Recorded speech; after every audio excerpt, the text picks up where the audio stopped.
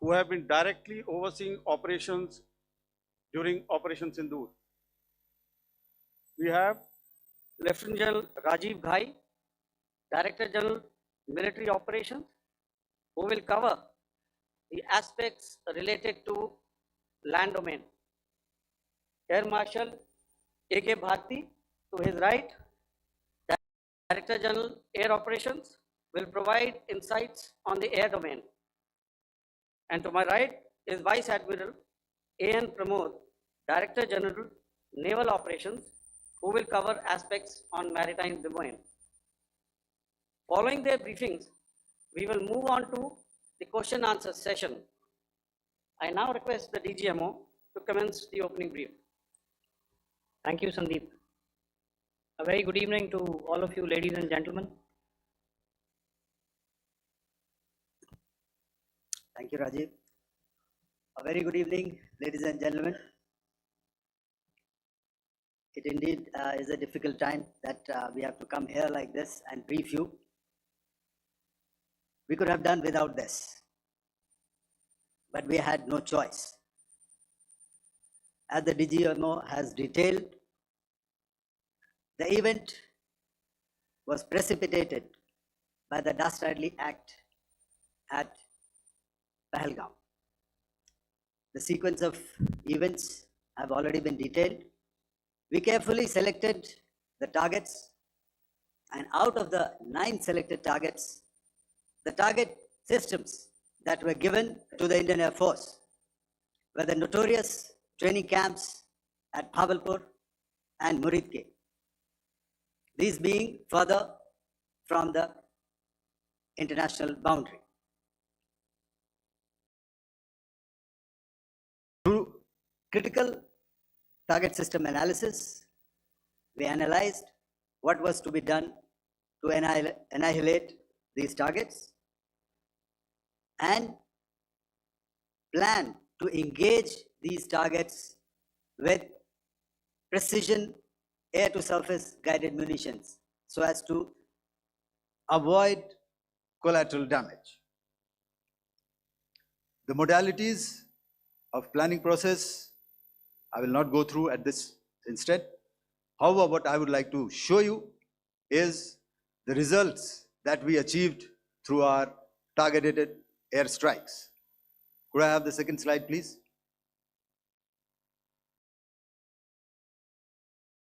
Yeah, change, please.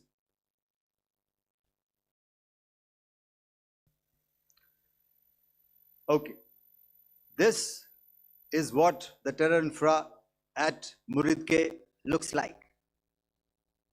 If you see, north is as indicated, and to the right is east, where the international boundary lies.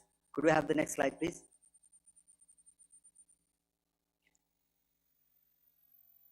Orientating. Just go back one slide. Okay. Please have a look at this red building, the series of buildings out here, and this empty ground. Next. If you relate, the empty ground is here, and you see this is the first weapon that is impacting. This is the impact point number 1 on Muridke training camp with our precision guided weapon on early morning 7. Next, please. Keep your eyes glued for the second weapon coming in and the second impact on the selected target point. Next slide, please.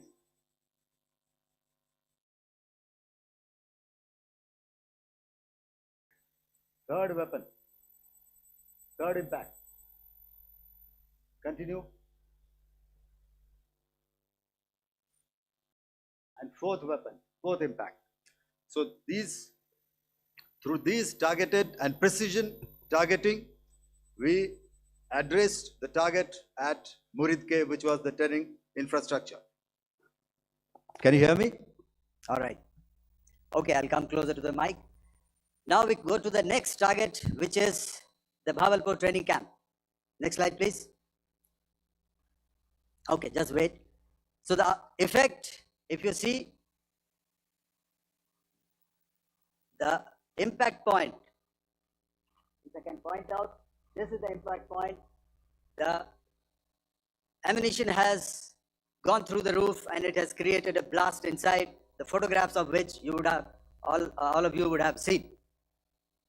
And the red building, after that, there was this double-story building. It has been completely decimated by precision targeting. Next, please. The target system, which was in the north, a series of buildings. I'll show you how it looked. Next. Completely destroyed by our precision targeting. Next. Now coming to Bhavalpur, this is the target complex that we are dealing with, a fairly large target complex. So we had to carefully choose the points that we needed to address, which were high value and which would meet our stated objectives of eliminating the terrorists. I would like to draw your attention to this red canopy, and in relation to that, I would cover the targets. One target system is a series of buildings here, other one here, and other one out here. Next slide, please. This is how it looked before, and this is how the building looked after the impact of the weapon, and orientation in relation to this red canopy you can see here. Next, please. Before, next, and after. The roofs have completely collapsed. Next. This is the target system. Next. Precision targeting, and we have achieved our objectives here. Next. All right, so that was what we did on the 7th. Our objective was to address these two terrorist camps, and that we did with precision. And thereafter, we maintained a robust air defense posture, because remember, our objective was to target the terrorists and terrorist infrastructure, not any other infrastructure, not the Pakistani military, not the Pakistani any other infrastructure. So that is what we have maintained on the 7th of May. However, what we saw in the evening of 7th of May, we were saturated with a raid of Pakistani unmanned aerial vehicles and small drones. And these came in waves in our civilian areas, over our military installations, and all of them were successfully intercepted. Few of them did manage to land. However, there was not much damage that they did. And we have our robust counter-US hard kill and soft kill systems which did the job.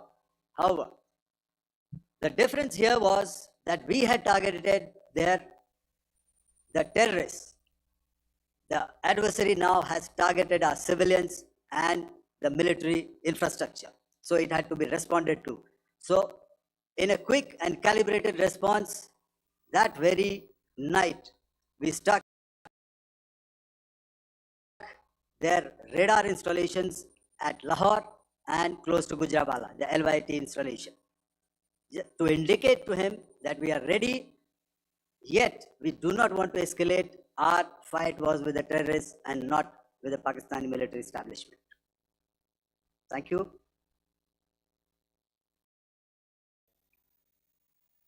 Thank you, Air Marshal Bharti. So, ladies and gentlemen, he's outlined operations not only on the night of 6th and 7th of May, when Operation Sindoor commenced, but also on the subsequent night.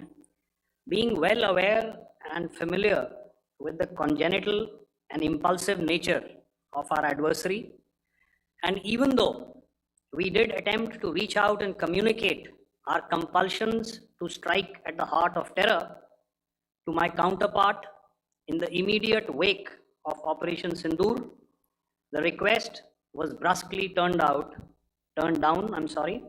with an intimation that a severe response was inevitable and in the offing.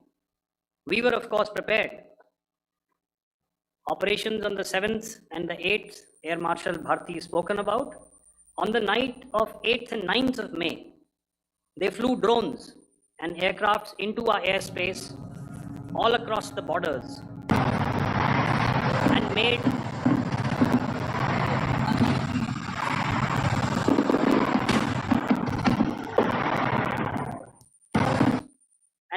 largely unsuccessful attempts to target numerous military infrastructure. Violations on the line of control by Pakistan also commenced yet again and precipitated into fierce arty engagements. The air operations on the night of 8th and 9th of May, I'll yet again request the DG Air Operations to cover.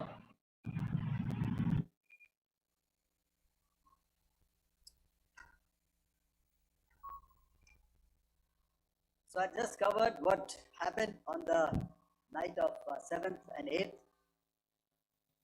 What we found that on the night of 8th and 9th, starting as early as 22:30 hours, our cities had a mass raid of drones, unmanned aerial vehicles, UCAVs, Starting right from Srinagar, going down right up to Nalia.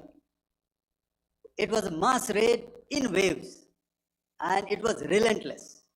However, we were prepared and our air defense preparedness ensured that there is no damage on ground or to any of the intended targets that the enemy might have planned for. The difference between 7th night and 8th night was that on 7th night, he sent in his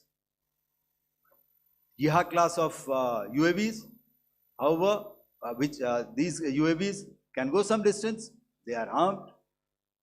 However, on the 8th, less numbers of armed UCAVs were there or UAVs were there, and more numbers of quadcopters, maybe for surveillance or just for harassment of civilians. This continued till midnight. Our air defense preparedness ensured that there was no damage on the ground, either to the military installations or to the civilians. However, the enemy had yet again shown that he wanted to up the ante and he wanted a fight, and we were up to the task. In a measured and calibrated response, we once again targeted his military installations, which included his SAM sites at Malirkant. This also included his surveillance radar sites at Lahore and close to Gujranwala.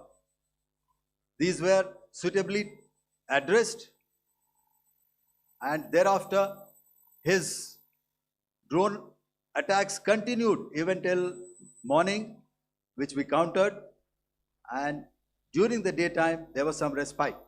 Here I would like to bring out another aspect. What we found was that while the drone attacks were being launched from somewhere close to Lahore, enemy had allowed his civilian aircraft to also continue to fly out of Lahore. Not only his own aircraft, but international passenger aircraft, which is quite insensitive, and we had to exercise extreme caution, even at the cost of some tactical disadvantage, to ensure that there is no damage to any of the civilian aircraft. And this was also brought out in our press briefing during the day. So I will now hand over to my colleague to cover the events of 9th onwards. On land, we also undertook certain measures such as deployment of air defense and electronic warfare assets to establish an integrated grid with the Indian Air Force and I have seen and heard some of you wax eloquent about the benefits of such an architecture when it comes to negating and combating air intrusions.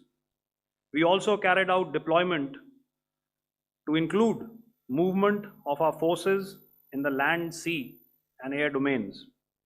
The night of the 9th and the 10th of May saw similar intrusions by drones and aircrafts, and this time there was a concerted effort to target airfields and some very, very important logistic installations, albeit yet again unsuccessful and denied gallantly and efficiently, I must say, by the integrated Indian Air Force and Indian Army Air Defense. We further strengthened our deployment and also initiated some pressure points to send a very clear and unambiguous message to the other side to desist from any misadventures on land. Some of the airfields and dumps saw repeated attacks in waves from the air. All were thwarted. The Pakistan Army has reported to have lost approximately 35 to 40 personnel in artillery and small arms firing on the line of control between the 7th and the 10th of May. What the other side had probably also not reckoned with was the speedy and precise turnaround and hit back by the Indian Air Force. And I will yet again ask Air Marshal Bharti to speak about these significant and game-changing strikes. I will thereafter request Vice Admiral Pramod, my colleague and Director General of Naval Operations, to tell us about some very telling naval maneuvers in the Arabian Sea that exerted pressure on the night of 9th and 10th of May. Over to you, sir. Commencing about 2000 hours, that is 8 p.m. local time, on 8th of May, several Pakistani unmanned aerial systems, drones, combat vehicles attacked multiple IF bases. These included Jammu, Udhampur, Pathankot, Amritsar, Bhatinda, Nal, Dalhousie, Thois, Jaisalmer, Uttarlai, Falodi, Nalia. These were almost simultaneous and they came in waves.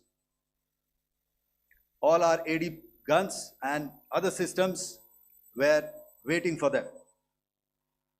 All these waves were neutralized by our trained crew using the air defense systems that they have, and also some of them were utilized using our legacy systems like Pechoras and IF Summer, which we have recently acquired, and some were neutralized by the Garud snipers. There was no damage on ground from these incursions and these mass raids, if I could call them, from the Pakistani side. However, following these relentless attacks on our air bases, on our forward positions, and on our civilian targets, this was time to convey some message to our adversaries. And therefore, a decision was taken to strike where it would hurt.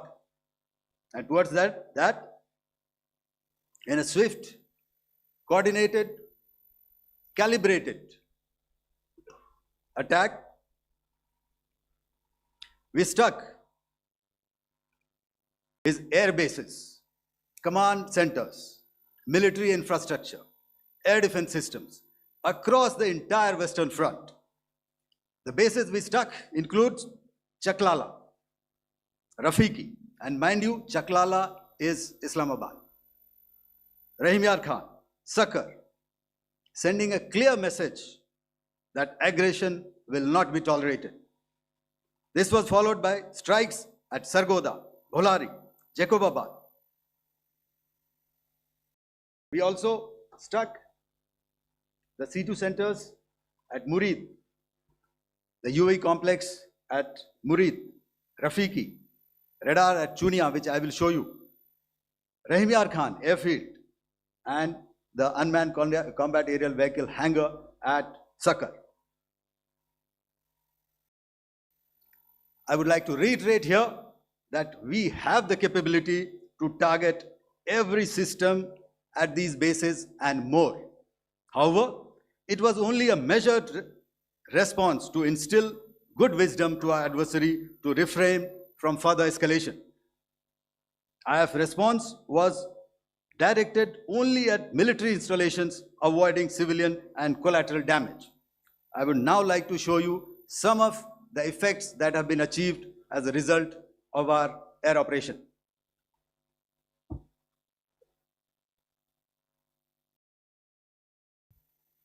Here is the Pasrur air defense system. If you could see, zoomed up view, this is the radar mounted on a high tower. And after the strike,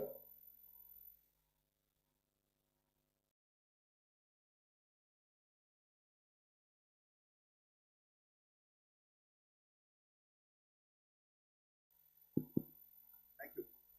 Can you hear me? Yeah, thank you.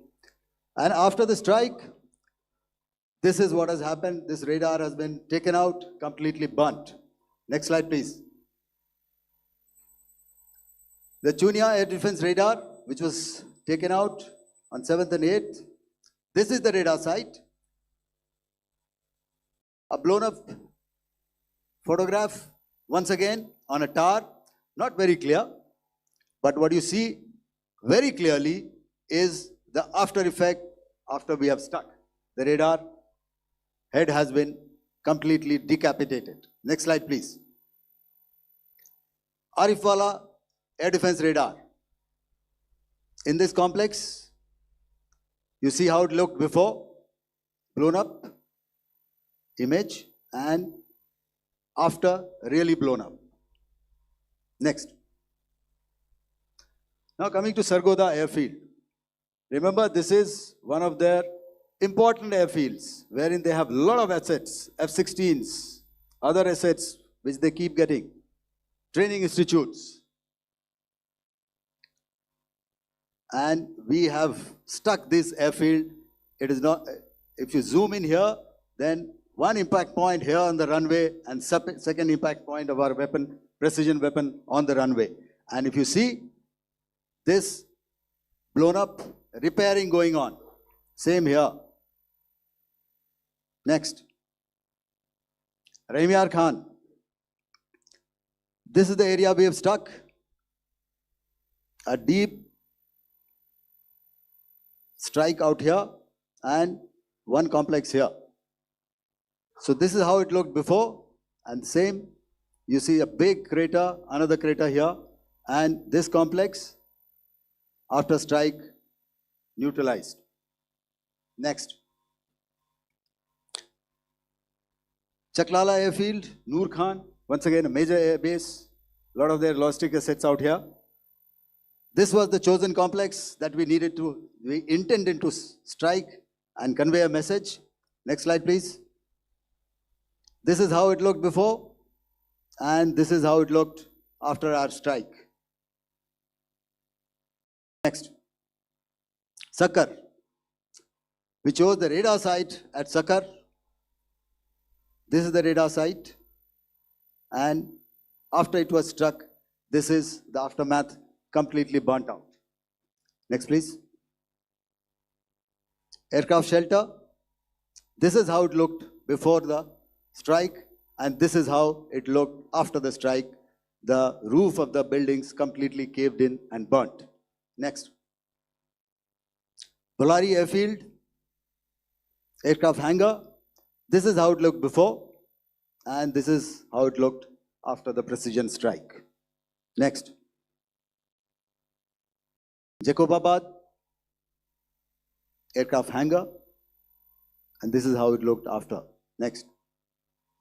So what I'm trying to convey here, ladies and gentlemen, is to start with, our fight was neither with the Pakistani military nor with anybody else who's there on the other side. Our fight was with the terrorists. We neutralized the terrorists that we selected to be neutralized, and thereafter we only maintained the air defense posture. However, we were relentlessly pounded by waves after waves, night after night, by his UCAVs, by his drones, and by his other unmanned aerial systems.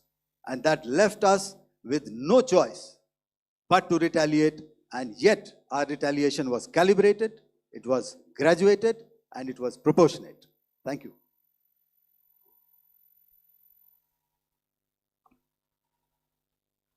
Good evening, ladies and gentlemen. In the aftermath of the cowardly attacks on innocent tourists at Pahalgam in Jammu and Kashmir by Pakistani-sponsored terrorists on 22nd April, the Indian Navy's Carrier Battle Group, surface forces, submarines, and aviation assets were immediately deployed at sea with full combat readiness in concert with the Joint Operation Plan of the Indian Defence Forces. You may be aware that we tested and refined tactics and procedures at sea during multiple weapon firings in the Arabian Sea within 96 hours of the terrorist attack. The aim was to revalidate our crew, armament, equipment, and platform readiness to deliver various ordnance on selected targets precisely. Thereafter, our forces remained forward deployed in the Northern Arabian Sea in a dissuasive and deterrent posture with full readiness and capacity to strike select targets at sea and on land, including Karachi at time of our choosing. The forward deployment of the Indian Navy compelled Pakistani naval and air units to be in a defensive posture, mostly inside harbors or very close to the coast, which we monitored continuously. The Indian Navy maintained seamless maritime domain awareness throughout the duration and was entirely aware of the location and movement of Pakistani units. In effect, we had and continue to have good battle space transparency using our maritime domain awareness grid.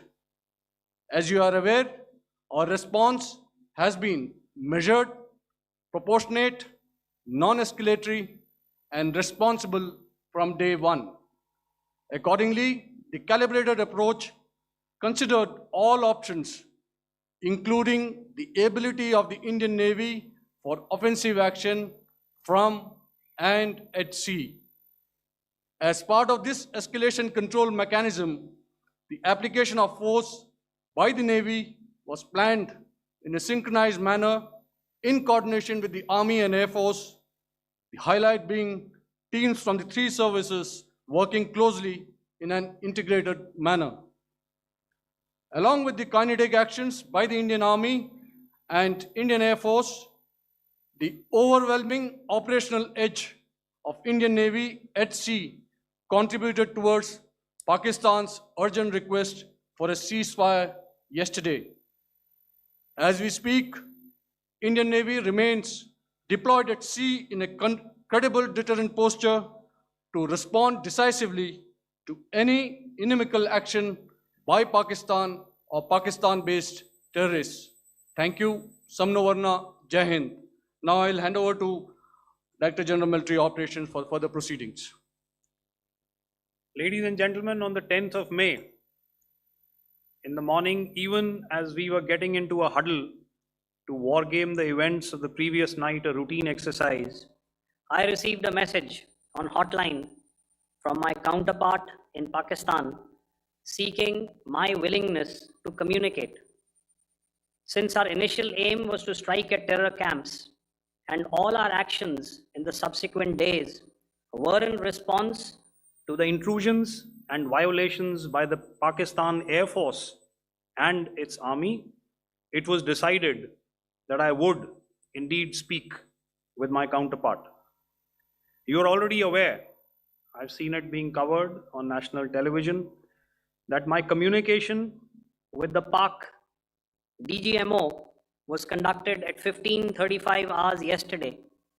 and resulted in cessation of cross-border firing and air intrusions by either side with effect from 1700 hours 10th of May, after he proposed that we cease hostilities.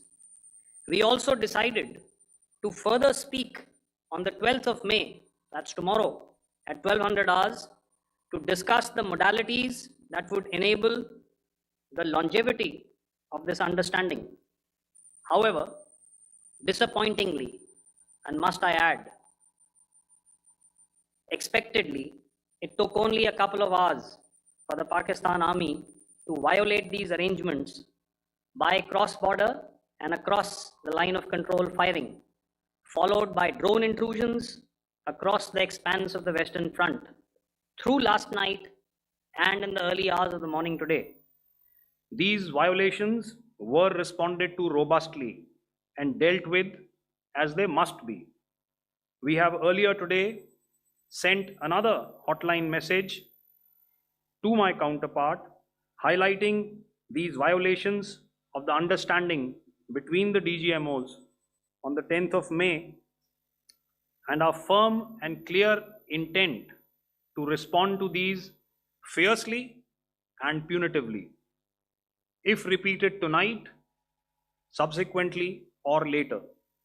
In this regard, I must inform all of you that the Chief of Army Staff has earlier today conducted a security review and has granted full authority to our Army commanders for counter actions in the kinetic domain in case of any violation by Pakistan. In the end, I pay my solemn homage to my 5 fallen colleagues and brothers from the armed forces and civilians who have tragically lost their lives in Operation Sindoor. Our hearts go out to the bereaved families, and we express our solidarity to them in this lifetime and beyond, at this grave juncture in their lives. Their sacrifices shall always be remembered and spoken of in glowing terms by a grateful nation.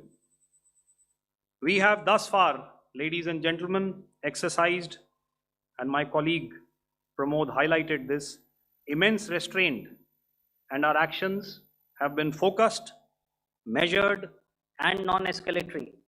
However, any threat to the sovereignty, territorial integrity, and safety of our citizens will be met with decisive force. Jai Hind. Okay, ladies and gentlemen, we are now open for questions. All right, now since I would not know all of you, I would expect you to please raise the placard or your hand, and once I indicate, I expect you to please give out your name and the media group that you belong to. Keep your questions short so that we can take as many questions as possible. Also, ladies and gentlemen, kindly bear in mind that confidential aspects may not be answered by the 3 DGMOs. Right. I've got a lot of hands there. Let me start from the left. Left foot always in front when we start marching. So here we have to the left, okay. Yeah, 238. Hello. So this is Manas Pratimugyan from PTI, Press Trust of India. So the understanding that was reached yesterday on stopping the military operations and actions, was it for just 3 days? And what would be the cost escalation if there is violation of this understanding by the Pakistani side? And my subsequent question would be that we have a kind of ceasefire agreement with Pakistan that was finalized in 2003. So will there be some kind of similarities in frameworks between the two kind of understandings, 2003 ceasefire agreement and current understanding on stopping military operations. And again, what are the cost that will be incurring on Pakistan if Pakistan again resorts to this kind of terrorist activities, because we have made it very clear that the cost will be very high. So I would like to have your thoughts on it. Okay, so I'll answer the latter part of the question first. I also want to add that while the initial ceasefire agreement, as you correctly pointed out, is of the 2003 vintage, but I must remind you that in 2021, in the month of February, and this was then when the crisis in eastern Ladakh was also on, the two DGMOs had spoken and arrived at a ceasefire understanding that lasted right up until this unfortunate attack at Pahalgam. Once our Foreign Secretary had announced the decisions of the CCS in the immediate wake of that attack, he had announced certain measures, and then of course Pakistan had in turn made its own announcements. Since then, there have been certain violations of this ceasefire understanding, and of course after the 7th of May, like I pointed out during my statement, that there have been numerous violations on the line of control especially, and of course along the international boundary by the Pakistan Army and the Pakistan Air Force. This understanding that we spoke about yesterday, no, it was not for 3 days. It was first to stop aggressive and hostile activities immediately, let that order and direction settle down for about 36 hours, and thereafter discuss modalities, like I said, to ensure its longevity. That is tomorrow on the 12th of May. But unfortunately, we had a violation starting at approximately 1900 hours last night, and we've sent a communique, like I said, to the Pakistan Military Operations Directorate, and we will await what happens tonight. All right. The cost escalation, I'll leave it to your best imagination. I've already said that the response will be fierce and punitive. Now, the right foot forward. Yeah.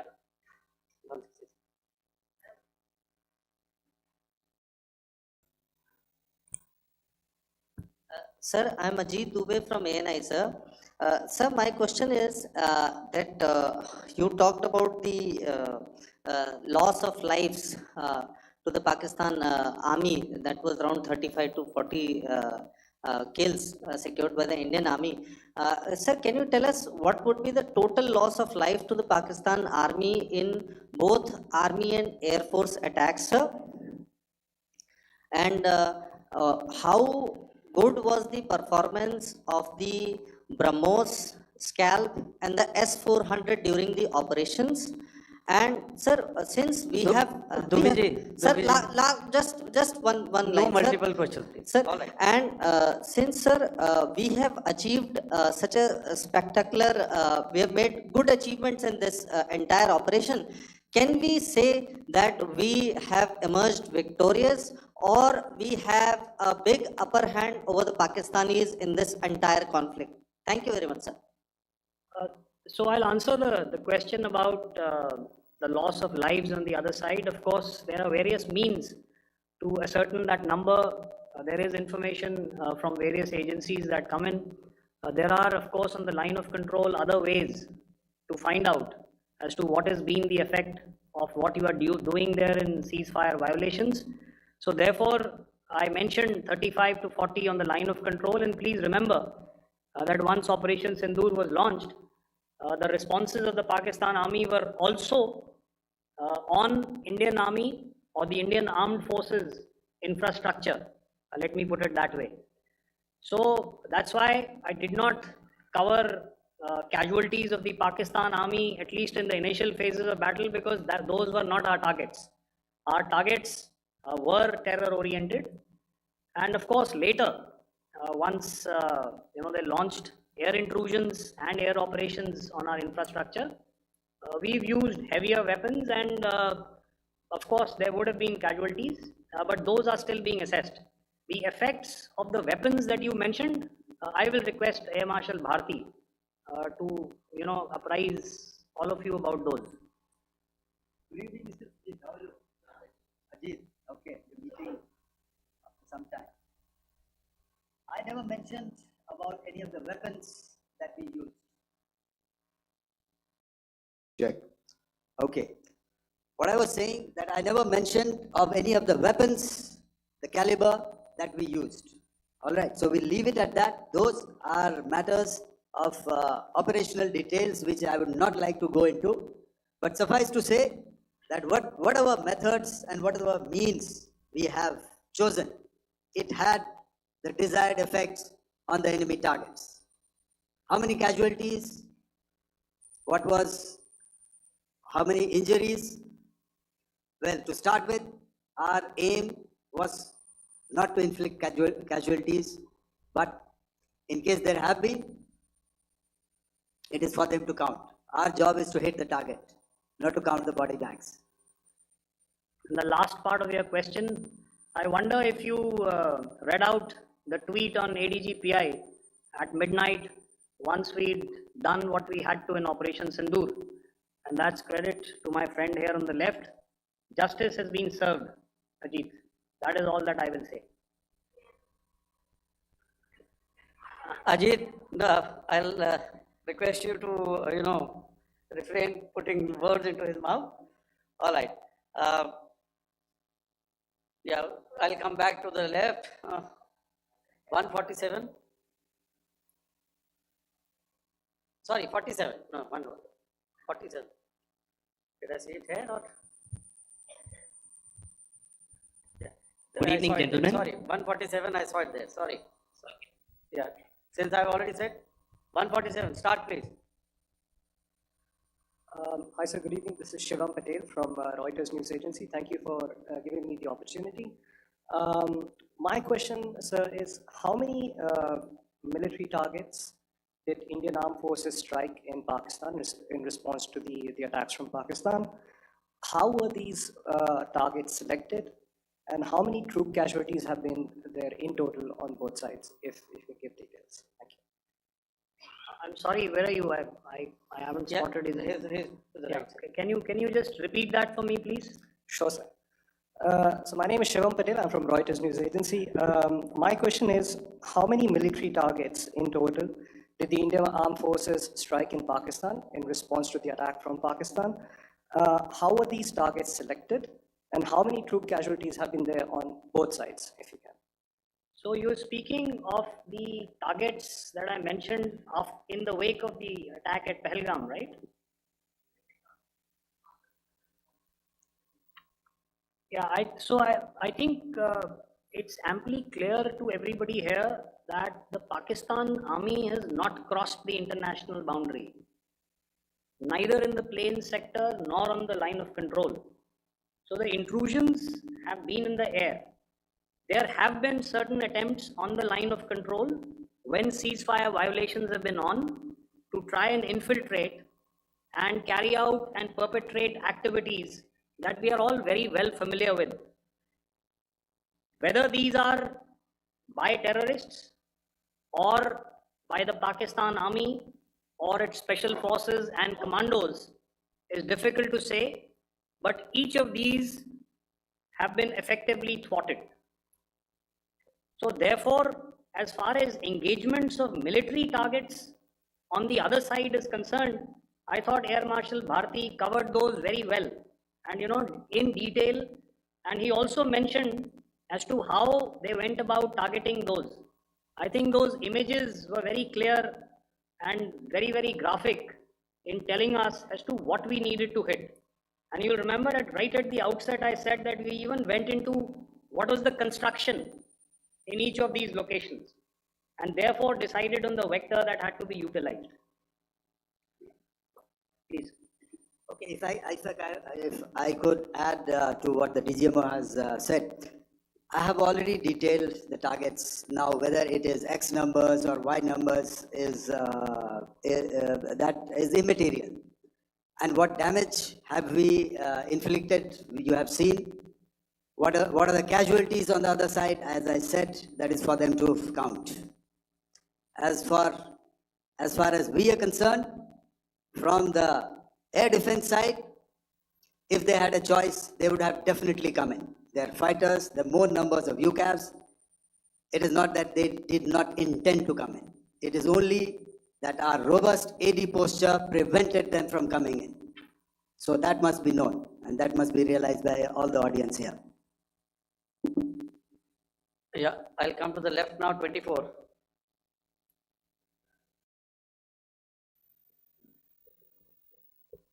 Good evening, sir. This is Anuvesh Rath from Z.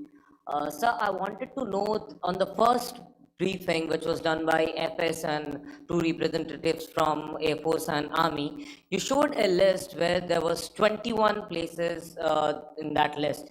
You have stuck 9. Are more operations going to be held? Is Operation Sindoor still on? And the second question, thank you, sir. Thank you so much. And also, I want to congratulate all three of you for a fantastic operation that you guys have done. Thank you so much. Thank you so much for that one question. Yeah. Sir, the question. Unfortunately, Rath, is that your name? I'm sorry. You know, as far as operational details are concerned, I am not in a position to share those right now. But I think I'll take a cue from Pramod. You know, he said towards the end that the Indian Navy is still in a posture that is deterrent.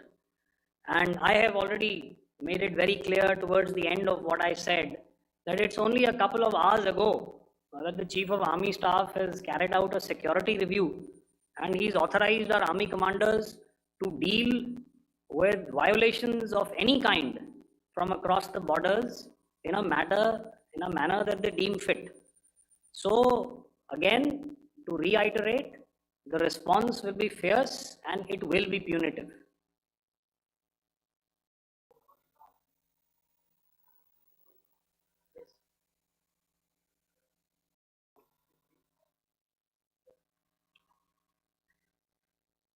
I'll go back this side now.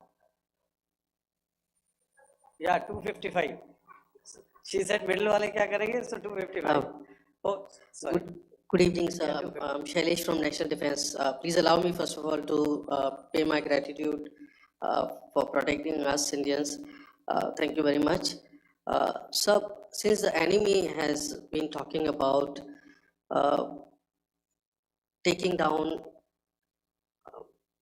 our aerial platforms, it would be deemed fit in case we can reveal that we have taken down their fighter jets. What could be the number?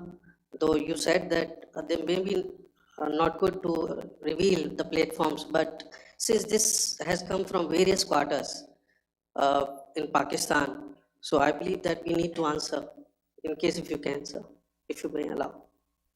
The question is for me? Yes, sir. Okay, and if I get it right, you want to know how many of their planes we have downed? Yes, sir. Yes, sir. All right. See, as I said, their planes were prevented from coming inside our border. All right. So we do not have the wreckage with us, but definitely we have downed a few planes. Numbers, we would not like to hazard a guess out here. Okay. I have the numbers, okay, and we are getting into the technical details of it to establish it. So I would not like to put a figure at this time, but definitely there are losses from their side which we have inflicted. Were they fourth generation plus, sir? See, you're putting words into my mouth. Why do you say fourth generation? Let us make it high tech.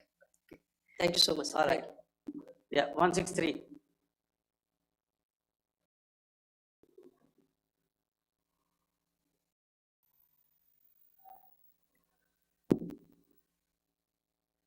Sir मैं मंजीत नेगी हूँ आज तक से। मेरा सवाल ये है कि इस पूरे ऑपरेशन में जो आतंकी ठिकानों को निशाना बनाया गया, क्या नंबर्स कुछ बता सकते हैं कितने आतंकी मारे गए? कुछ नाम सरकार मतलब कुछ नाम मीडिया में आए भी हैं जो बड़े उसके मास्टरमाइंड थे।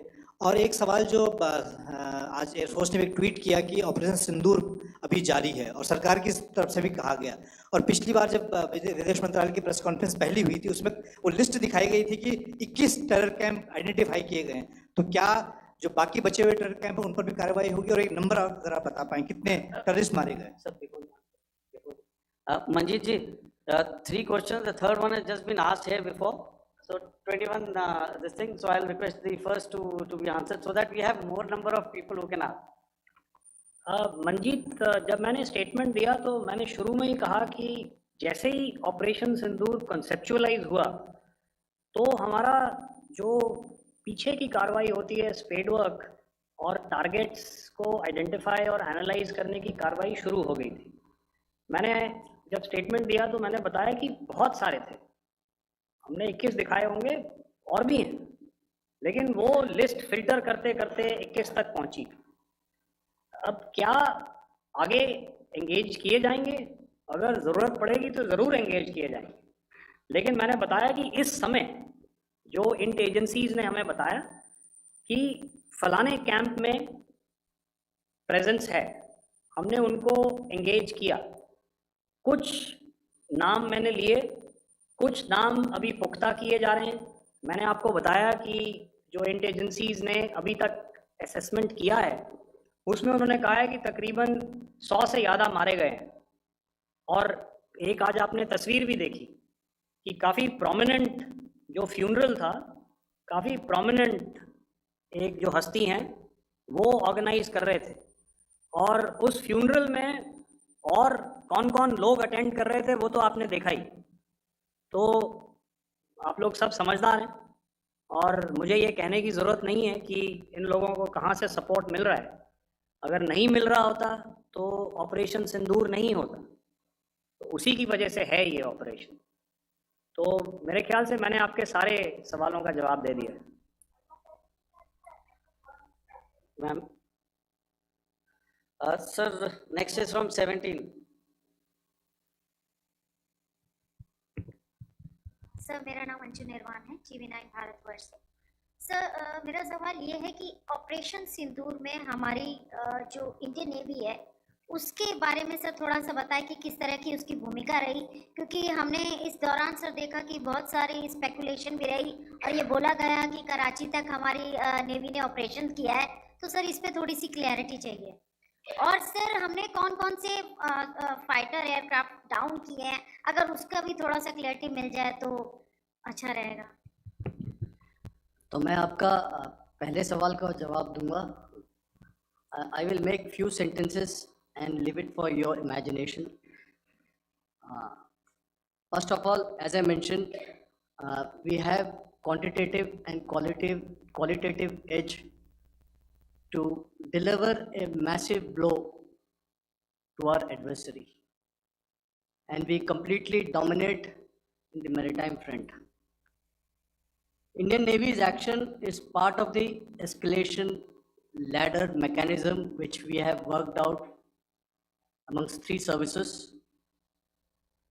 This time, if Pakistan dare take any action, and Pakistan knows it, what we are going to do. That's all. आपके सवाल का जवाब मैं पहले दे चुका हूं। आपके सवाल का जवाब मैं पहले दे चुका हूं, इसलिए मैं बस उस तक ही सीमित रखूंगा और इतना कहना चाहूँगा कि आने वाले दिनों में आपको खुद ही पता चल जाएगा और ऐसी बातें छुपी नहीं रहती हैं, तो पता चल जाएगा। So at this time we'll just let it be. Okay, ladies and gentlemen, we have 1 or 2 more questions, sir. So please, they are going to be outside. You can speak to them there also. 104.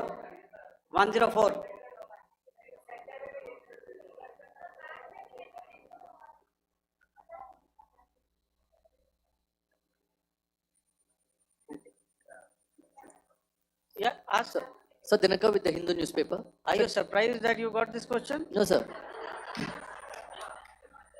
Mr. Lok. Sir, can you give a number of assets we lost, because there's been a lot of speculation going on, international media writing a lot of things about our platforms, including Rafale. I mean, Pakistan claiming that Rafale has been downed, etc. Can you put that question to rest and clarify on that? I guess that question is for me. All right, I'm happy that you've asked this question. You know, we are in a combat scenario, and losses are a part of combat. The question that you must ask us, okay, and indeed that we must ask ourselves, you inclusive, is have we achieved our objectives? Have we achieved our objective of decimating that terrorist camp? And the answer is a thumping yes. And the results are for the whole world to see. As for the details, what could have been, how many numbers, which platform did we lose? You know, at this time, I would not like to comment on that, because we are still in a combat situation. And if I comment on anything, it will only be advantage adversary. So we don't want to give him any advantage at this stage. All I can say is that we have achieved our objectives that we selected, and all our pilots are back home. Thank you. Okay, hold, please don't, please be civil here. So we'll have 220 now. Hello sir, this is Anita Chaudhary sir from Swadesh newspaper. मेरा सवाल है, क्योंकि ये हमारे जो पहले जो action रहा वो आतंकवाद के खिलाफ रहा, तो आतंकवाद में अजहर मसूद की तरफ से एक बयान जारी किया गया था जिसमें उन्होंने कहा कि हम इसका बदला लेंगे और जहाज जहाज उड़ाएंगे। तो क्या अगला, अगर खुदा न खास्ता अगला टेरर अटैक किसी भी तरह का होता है, तो क्या उसे एक्ट ऑफ वॉर में हमारी तरफ से लिया जाएगा और उसका क्या माकूल जवाब दिया जा सकता है? मेरा इसमें सिर्फ एक ही जवाब है आपके लिए कि हमने अपनी कार्रवाई करी। हमने उसके बाद मैंने अपने स्टेटमेंट में भी बताया कि ये कम्युनिकेट करने की कोशिश करी कि हमने इस तरीके से ये जो स्ट्राइक्स हैं वो क्यों की। लेकिन जो हमारा एडवर्सरी है उसने जैसे मुनासिब समझा वो कार्रवाई करी। तो आपने देखा कि ये जो एक्टिविटीज़ चल रही हैं 3-4 दिन से, ये कोई वॉर से कम नहीं है। नॉर्मल सर्कमस्टांसेस में एक दूसरे देश की एयर फोर्सेस हवा में नहीं उड़ती हैं और एक दूसरे के ऊपर स्ट्राइक्स नहीं करती हैं। हर रात इंट्रूजन्स नहीं होते हैं। लाइन ऑफ कंट्रोल पर सीज फायर वायोलेशंस, आपके एक साथी ने सवाल पूछा था शुरू में, एक सीज फायर अंडरस्टैंडिंग था, वो भी जा चुका है। उस सीज फायर अंडरस्टैंडिंग के जाते जो फायरिंग हो रही है लाइन ऑफ कंट्रोल में, उसमें घुसपैठ की कोशिश हो रही है। आमतौर पर ये घुसपैठ लाइन ऑफ कंट्रोल में टेररिस्ट करते हैं, लेकिन हमें इंफॉर्मेशन है कि हो सकता है ये पाकिस्तान आर्मी की टोलियां भी हों जो हमारे पोस्ट के ऊपर खामी पहुंचाने की कोशिश कर रही हैं। तो ये सारी एक्टिविटीज़ तो वॉर में शामिल हैं। तो ये कहना मुश्किल है कि आगे क्या होगा, वो स्पेक्यूलेटिव जोन में आ जाता है और मैं स्पेक्यूलेट नहीं करना चाहता। हर एक सिचुएशन अलग होती है और उससे एक तरीके से डील किया जाता है। सर मैं एक सवाल इसका मैं जवाब देना चाहता हूँ, एक मिनट। सो जो मिलिट्री होता है, our main job is to prevent war and maintain peace and stability. So it is not that our response is a graded response. That means अगर किसी ने किया तो उसको graded उसमें किया, terrorist action हुआ तो what we did is a terrorist action and then we destroyed all the terrorist camps. उसके बाद आपने देखा कि उनने थोड़ा सा कोशिश किया तो हमारे एयरफोर्स और आर्मी ने क्या किया, तो मिलिट्री टारगेट्स हैं उनके ऊपर थोड़ा। So our aim is to maintain peace and tell our adversary that you do this and the response will be bloody. Okay, now as per the, please, we'll have 166 and 25, and after that no more, please. Sir, Sir, this side. Ladies Excuse and me, sir. gentlemen, please Sir. maintain, Sir, I this request side, you to sir. please be quiet. Jal Ghai? No. This side, sir. We have only two Sir, questions left, 166. Yeah, please start. So I'm Rahul Singh from Hindustan Times, sir. So you were totally on top of the game and the kind of losses you've inflicted on the enemy. I mean, we saw the slides and everything. So it kind of comes across that you were batting it 99 and you decided to declare your innings. What are your thoughts on that, sir? And do you think, are you weighing the option of the Pakistan army using this time, buying this time of the so-called ceasefire, or the understanding, and you talked about how they could not be trusted. So buying time to kind of build up their war reserves, getting stuff from their friends like Turkey or China, are we considering that possibility, sir?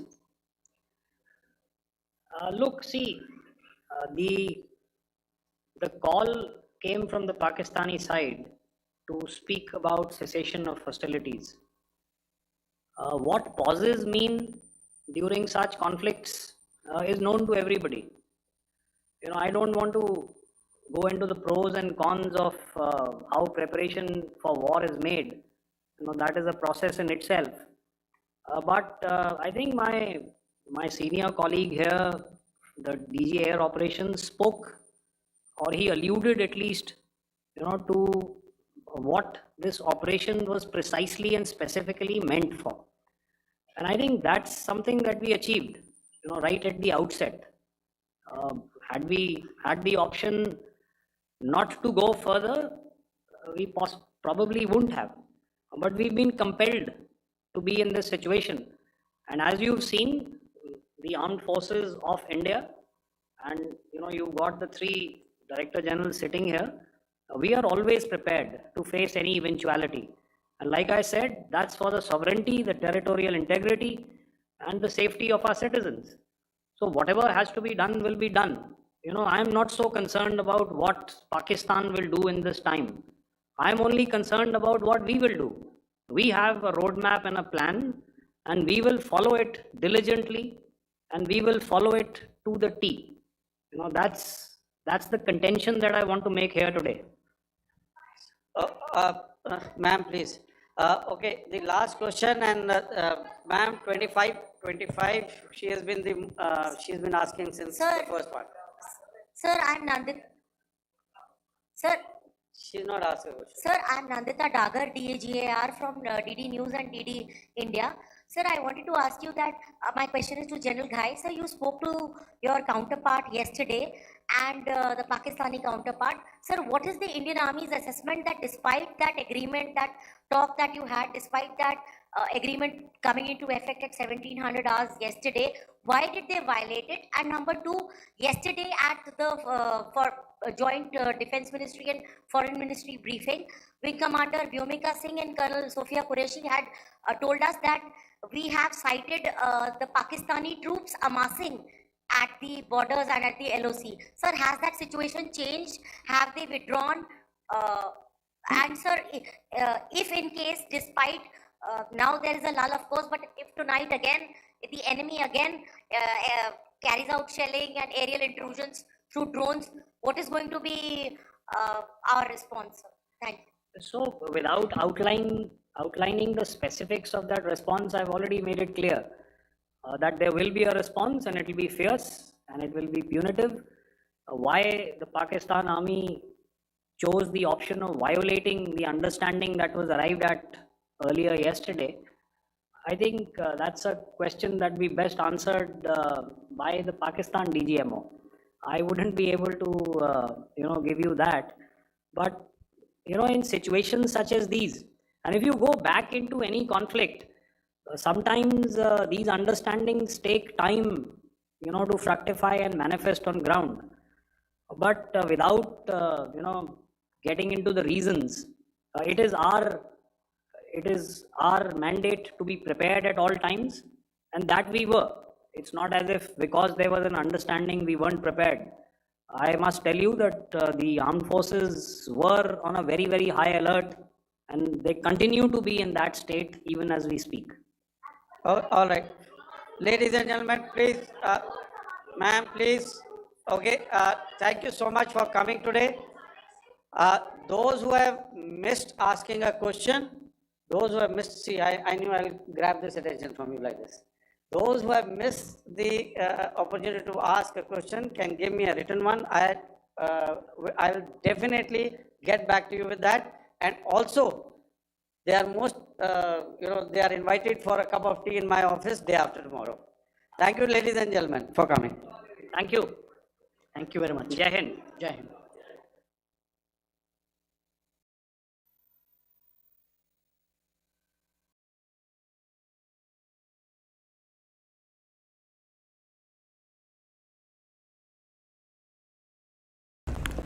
Good morning, viewers, and Jai Hind.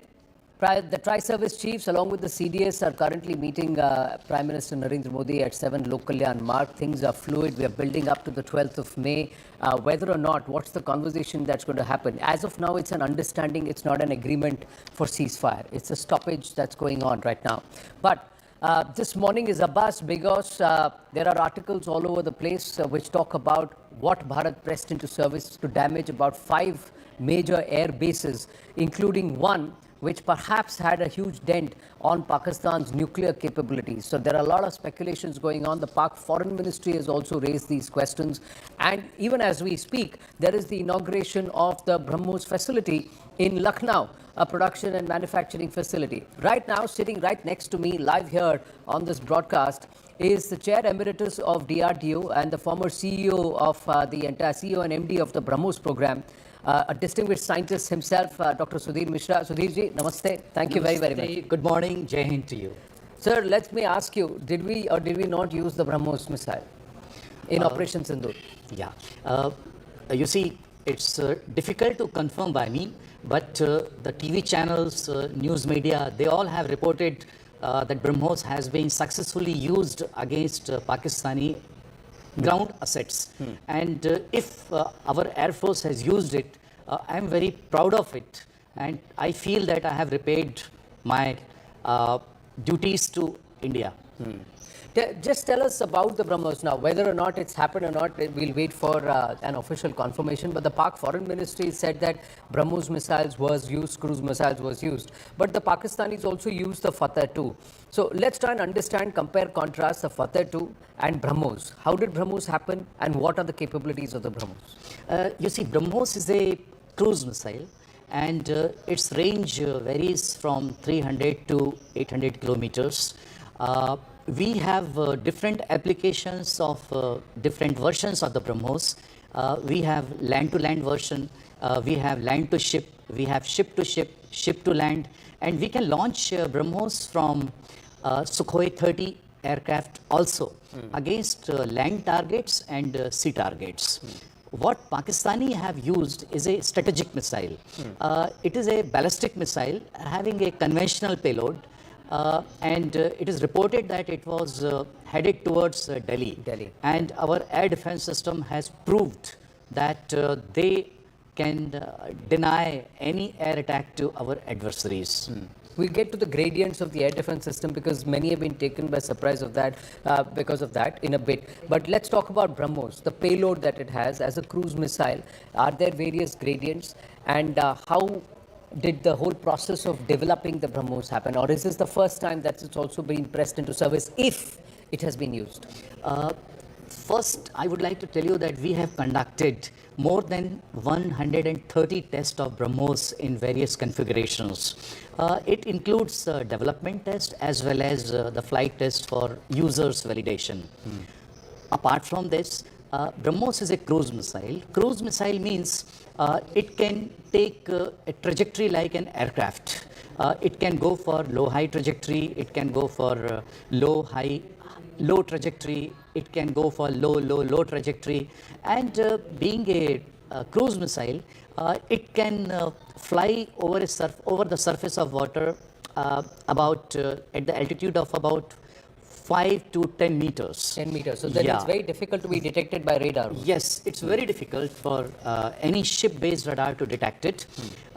In fact, what happens because of the curvature of the Earth, enemy ships can see the BrahMos only about 2 to 3 kilometers away. It gives them about 12 to 15 seconds to react. We always say that we always give some time to our enemy to say their final prayers. We call it jokingly, but the BrahMos has a capability to reach anywhere.